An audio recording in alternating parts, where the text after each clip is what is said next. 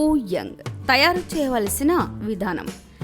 ముందుగా ఒక బౌల్ తీసుకుని అందులో 3 కోడిగుడ్లు పగలగొట్టండి. ముందుగా చిన్న చిన్న ముక్కలుగా కట్ చేసుకుని ఉడకబెట్టుకున్న క్యారెట్, బీన్స్, క్యాబేజీ మరియు గ్రీన్ పీస్, కాజు ముక్కలు వేసుకుని చిటికెడు పంచదార, తగినంత ఉప్పు వేసి కట్ చేసుకున్న పచ్చిమిర్చి, spring onion, white pepper powder మరియు కొత్తిమీర వేసుకుని బాగా కలుపుకోవాలి.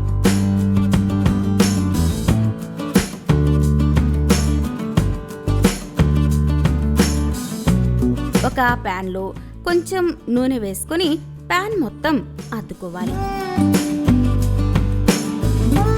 వేడి చేసుకున్న నూనెలో కలుపుకొని పెట్టుకున్న మిశ్రమాన్ని ఆమ్లెట్లా వేసుకోవాలి. స్టవ్ని చిన్న మంట మీద పెట్టుకుని అందులో ఫ్రై ఆనియన్ మిశ్రమాన్ని 3 భాగాలుగా చేసుకోవాలి.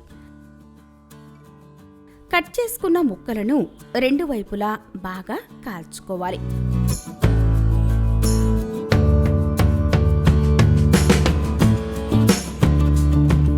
ఒక ప్లేట్లో సర్వ్ చేసుకుని కొత్తిమీరతో గార్నిష్ చేసుకోవాలి. చూసారా ఎంత యమ్మీగా ఉందో! రుచికరమైన ఎగ్ ఫూ యంగ్ రెడీ.